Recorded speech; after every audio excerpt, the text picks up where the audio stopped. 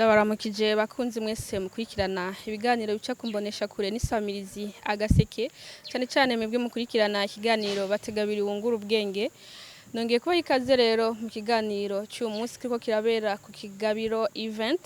aho turi kumwe n'umutumire mwigeme mwiza kandi w'incabwenge yabaye Miss Ingoma akaba ari na première Dauphine 2023 ni Belle Ange Edissa NGABIRANO. Tugiye kumenya rero mbega Belle Ange ninde, mbega kuba Miss Ingoma akaba na première Dauphine mu myaka 2 ikurikirana yavyakiriye gute, mbega n'akahe kabijya yakoresheje kugira ngo agume yizegwa uko kose bigezaho, hama umugambi yashize imbere umugambi Burundi bukayangana mbega yoba awugejeje hehe. Nino kuri ivyo bibazo rero tugiye guca hirya no hino n'umutumire wacu Belle Ange Edissa NGABIRANO. Turamuhaye ikaze rero kandi turamuramukije. Murakoze cyane.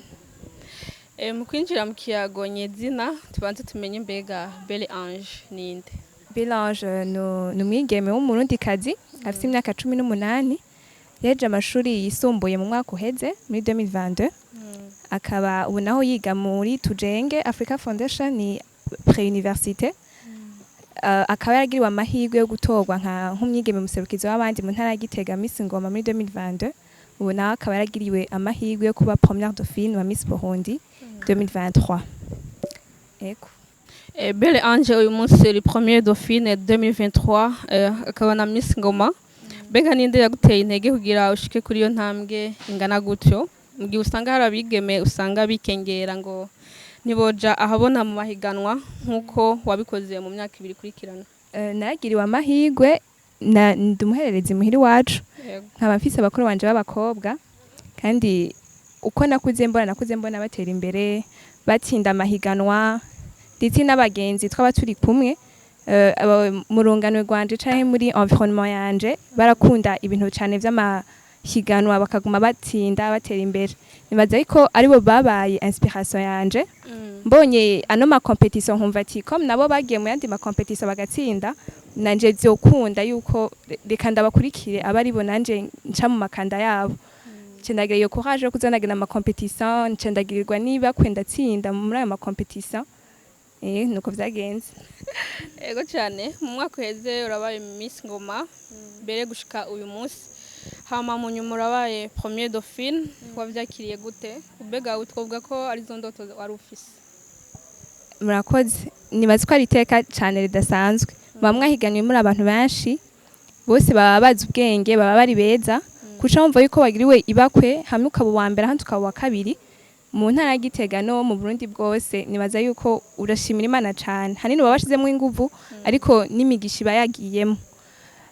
Yari iteka ridasanzwe n'ubu ndacabivuga ahantu hose yuko naragiriwe ibakwe cyane. Namashimira abantu bamfasha ko ni kuvuza we n'iza abantu bagufasha n'Imana yama ingenda imbere. Ego, hari ikindi kibazo ushaka bivuze? Mbega twavuga ko ariyo ndoto wari ufise? Ego, niyo ndoto ubiravye ukundi kuntu kuko nayo mfise imigambi shaka gushira imbere kuva nkiri umwana. Rero namashaka kubona ahantu nzoja imbere nanje nkavugira abandi bigeme cayi iyo migambi yanje gatera imbere. Rero kubona naronse platform njako nkashobora gushika kuri ndoto yanje yo kuja imbere nkavugira abandi cayi imigambi yanje kaja habona aziko indoto zanje zabaye réaliser nciye muri n'amahiganwa y'aba Miss Burundi na Miss Ingoma.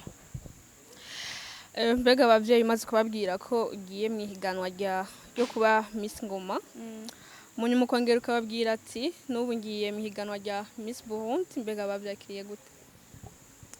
Nibaza ko batangaye cyane ntibari bavyiteze kuri jewe antuka mu bana bose tuvukana kuko nibaza ko ntakuze ndabireka cyane ko nshaka kuja mu bintu by'aba Miss. Rero impereye kuri Miss Ingoma nagiye nkiheza amashuri yisumbuye donc bo babona yuko umengo ndabigiyemo peut-être kwera nabonye umugenzi wanje abigiyemwo cyane nagiye ko yaniryohera ntibabizi yuko ndabishaka cyane. Rero babonye ngiye kwitoza havuga gabundi kandi subi inyuma gatonya nibaza ko mu bana bose tuvukana ari je nabanyimeze nk'utinya bukebuke. Rero bavuga ujye niwagiye kwitoza muri bajya abana bose navyo batahura. Rero babonye finalement ngiye ku munsi wa mbere nkatorwa ko hari ama présélection et tout bakabona ndagiye mu bakandidate ndabandanije ngenda ndabandanije ndababwira bakabona ko ndakora umugambi ko ndawandika nabishizemo inguvu nibasiko batangaye babonye undi mwana wabo batari bazi baratangaye cyane mugabo nyuma nibo barigarutse kumfasha bantera intege bavyakiye neza baranatangaye banaryoherwa mu mwanya umwe yego mwiganwa rya Miss Burundi washize imbere umugambi Burundi bukayangana mbega kubera iki ari uwo mugambi washimye mu gihe hariho iyindi migambi myinshi mbega kubera iki wawise Burundi bukayangana murakoze mpere inyuma yagiye muri Miss Burundi naciye muri Miss Ingoma Miss Ingoma nayo nayifise umugambi witwa Gitega plus saine plus sûre plus développée nkaco kimwe ni nka Gitega isayangana nayo nyene comme naye namaze rero gutangura uwo mugambi nawushize imbere natanguye kuwukorerako ce ndabona yuko ndiko ndawurangura umugambi ukenewe kuja ku rwego rw'igihugu abantu bakwiye kwisusia n'ibidukikije bakabona yuko arico kintu gikenewe cyane kuko benshi navyo bitaho nari mu jeune nari umwe nko mu bandi sinavyitaho cyane mejeje kugira ikintu naragitaho mbonye ariko ntanguye kwinteresa kuri no projet nkagira ama recherche nkabona ama conséquences y'ibintu y'utuntu duto dukora ko guta umucafu wonyene mwibarabara kandi ibintu dushobora guhindura directement utarinze uriyumvira ata bintu bikenewe naciye mbona yuko bikenewe yuko ndabiha nk'ubwo bumenyi naronse ndabuha abandi ku rwego rw'igihugu niyo mpamvu naciye nshima kuba ndawushira ku niveau national cyaba ari we présente kandi muri Miss Burundi eko nivyo uyo mugambi wo gukingira ibidukikije mbere no kubona Uburundi bukayangana mbega ubu ugejeje he gushika uyu munsi aho ngeze ansuka ndahashima cyane au niveau national umugambi wanje wo gukundisha aba jeune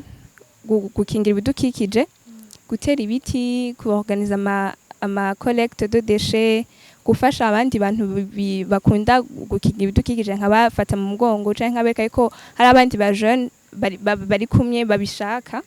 nibazi ko ngeze hano nishimisha ndyoherwa cyane n'umugambi wanje ko naronse aba jeune benshi bambwira yuko babaye intéressé n'ibidukikije kubera babonye ibikorwa byanje canke babonye ama sensibilisation nagize ku ma plateforme yanje canke ku mataha nagenda jako récemment twagiye gufasha umundi mu mwigeme yita ibidukikije yitwa Katya kubijye ibintu by'amayasanzwe birandura naronse aba jeune bandi baza kufasha muri uwo mugambi nyene tukagenda tukamufasha kubirandura nibazi ko aho ngeze ndaryoherwa gose ko naronse aba jeune benshi bambwira yuko nabubu batagita imicafu ni barabara canke basigaye biinteresa cyane gose kuri environnement kubera uwo mugambi nashoboye gusabikaniza abandi cyangwa ubwo bumenyi niyo habitude nabasabye ko boreka babishoboye kwikurikiza ego mbega twavuga ko muri uwo mugambi ugenda neza kandi uri kurashima intambwe uri kuragira ko mbega hari intambamyi wowe uhura nazo intambamyi ntizibura kuko umugambi wanje hanini ushingiye kukungene abazowakira kukungene bazowumva urumva batavyumvise cyane batagiye baritaho ivyo mvuga batagiye barakubikurikiza imisi wumviriza ikintu ugacu ucakote ntugiha agaciro tubiga turabona ama sensibilisation kuri ano ama réseaux sociaux ariko tukayumviriza tukaca tureka bikaba nk'ibintu biduciye mu gutwi bigaca bisohoka mu kundi nibazi yuko bizongora mu gihe abantu batafashije abantu batavyumvise batumvise yuko ari kuneza yabo kandi aribo bategerezwa kurangura tutegerezwa kurangurira hamwe sishobora kuba ari jenyene ngo ndeke guta imicafu jenyene mwibarabara bose bakaguma bayita ngo umugambi wanje ushobore kuranguka ntibikunda ntivyogorana hanini nibaze yuko ariyo ntambamye mbona mu kurangura umugambi wanje mbega gufatanya kwiga kuja mu mahiganwa nkaryasaba ubwenge bwinshi n'ibindi byinshi hamwe no kurangura umugambi wawe wo gukingira ibidukikije twovuga ko ubifatanya gute muri make ubikora gute ni ikintu nuko gitoroshe nta na gato birangora cyane ariko ibintu byose no kumenya uko ingendo bigenza ahantu niga novuga ko bari strict kandi bitwara umwanya munini cyane twiga presque umunsi wose rero vyangoye kuva ngenda kwitoza muri Miss Burundi kubera ko naho badusaba kugenda mu repetition yabo imisi yose usanga bihwanye na ya massage mba ndi kwishuri yari ikintu kigoye cyane bazo yuko ari naco kimwe aba candidates turi kumwe bama bavuga yuko cari cyo cyama kingoye ariko ibintu byose nibatswe ari gutunganya umwanya no kuba sincere no kubwira umuntu ati ndaza gucerwa nzokwama ncego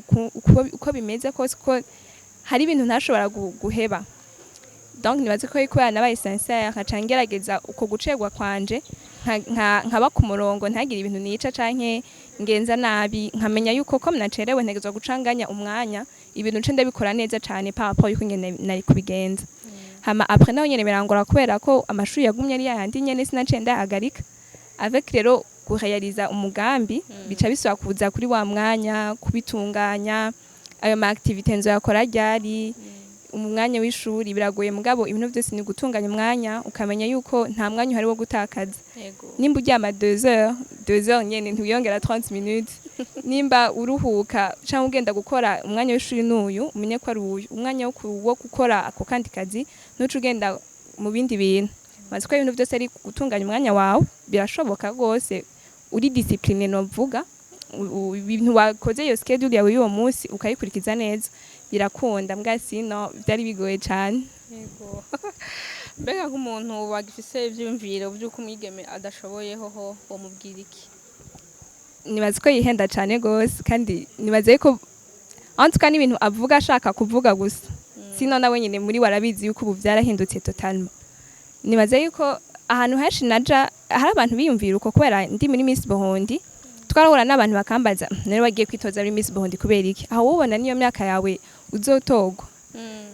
haje baratoye ko ari niveau provincial ubu naho niveau national umva bizogenda gute uri kumye n'abakobwa beza bafise imyaka ikuruta bisumbuye bo par rapport yiwawe we uvyumva gute hakuntu rero abantu bimvire yuko umukobwa ntashoboye ho acagira n'imyaka mike yo umva biba biheze maturité ni dépend n'imyaka kandi twama tuvyerekana ahantu hose abakobwa bavyerekana ahantu hose yuko aribo bashoboye nibaze ko turavye amahiganwa atsindwa kenshi abakobwa bama baduserukira tuguma tubabona baduza amadarapo y'u Burundi hanze imigambi bakora ngaha mu Burundi tuguma tuyibona antuka nibaze ko abantu bagifise iyo mentalité ko umukobwa atagishoboye bo yihindura kirikare canke yaraheze nabo nyene ni juste kuvuga ko abavuge sino ubu barabona yuko sivyo antuka bama bavyerekana ahantu hose wifatiye kakarorero no musi mwigeme w'umurundi kazi ubona yoterera iki kugira aterere muri ya mbono y'u Burundi igihugu cifashe mu 2040 n'u Burundi igihugu giteye imbere 2060 nibaze ko bafise uruhara runini cane gose muri ya mbono nuko no vyita récemment harabaye ya forum de haut niveau pour des femmes leaders yatunganijwe na nyine icubahiro umutambukanye mukuru w'igihugu nibaze yuko ahanini byari bitumbereye ngaho kuri ijya vision kungene abakenyezi n'abigeme boyijamwo bokora kwa nabo dushobore kwishikako ahanini nibaza yuko avec démographie dufise nkoreye kuri rya thème twa dufise muri rya forum yo kugabanya novuga imvyaro canke kungene démographie galopante iri mu Burundi n'ukungene twoyifeza face turavye reko kintu cyo kugabanya imvyaro abakenyezi nabo nyine umva barakenewe cane gose ahanini donc kubera dushobore gushika kuri rya vision tutegezwa kuba inclure bimwe biteye ubwoba novuga kandi kwa dushoboye gutera imbere nuko ya migambi bayikora cane Uburundi bwose bukumva yuko bikenewe ko batera imbere bakora imigambi yabo inyuma y'ubuzi bwa leta kuko sina bwinshi kandi tugiye turabaha ubuzi abagabo ari bo nyene bagiye bakora iyo migambi abagore tubasize inyuma tuzi yuko ubumaze nombre y'abafi n'abafamu usanga ari nininya cane mu gihugu ntituzafa dushitse kuri iyo vision tuzokama turi moitié canke un quart au lieu kuba 100%. Nibaze yuko bakenewe cane ijwi ryabo birakenewe ibikorwa byabo birakenewe kwa dushoboye gushika kuri vision y'umukuru wacu w'igihugu. Ego turumvise cane ko n'umwigeme akenewe kugira ngo aterere mu mbona kazoza y'igihugu mu kurangiza mbega Belle Ange nka première Dauphine auciye canke kwishure aho uri hose umva ati ngujya première Dauphine mbega uyumva gute canke kuri wewe bivuze iki? Antukuraryoherwa cane urumva hari akandi kantu kiyongeye kuri wewe kuko utaraje muri ayo mahiganwa gufata nk'abandi umeze nk'abandi muba muri ico kimwe nk'abandi mugabo une fois utowe au niveau national ho araba ibindi bintu umva yuko ugiye ahantu bakubwiye ati ujye ni première Dauphine tutangura kwimvira ati finalement abantu banamenye cyangwa ukagenda ahantu kibaza ati ndagiye ni kwa kundi nyene handi wamuja ugaza mva bwete wewe ushobora kuramutsa première Dauphine abarakantu nyene uvuga ati naratewe iteka vraiment n'Imana antuka ari ibintu biryoshe cyane gose mugabo toutefois urasubira ukaja hasi ukamenya yuko même si uri première Dauphine canke ufise ikindi kintu usumbije abandi bagukeneye kandi nabo bakeneye uragerageza kubibalance novuga ego. Reka dushimire umutumire wacu Belle Ange Edissa NGABIRANO premier Dauphine 2023 yitavye ubutumire kumbonesha kure n'isamirizi Agaseke. Ndabashimiye naje cyane ko namwantumiye. Twizere ko nitwongera kugenera uzotwitaba. Ego cyane gose. Shimiye namwe mwese muriko murakurikirana ikiganiro bategabira ungura ubwenge cyabereye ku kigabiro event kibanza ciza cyane aho mercredi jeudi samedi dimanche haba ku mugoroba soirée,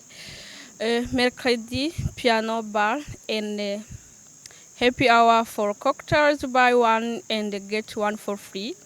Jeudi piano bar and a special evening for ladies listeners and one glass of wine for ladies.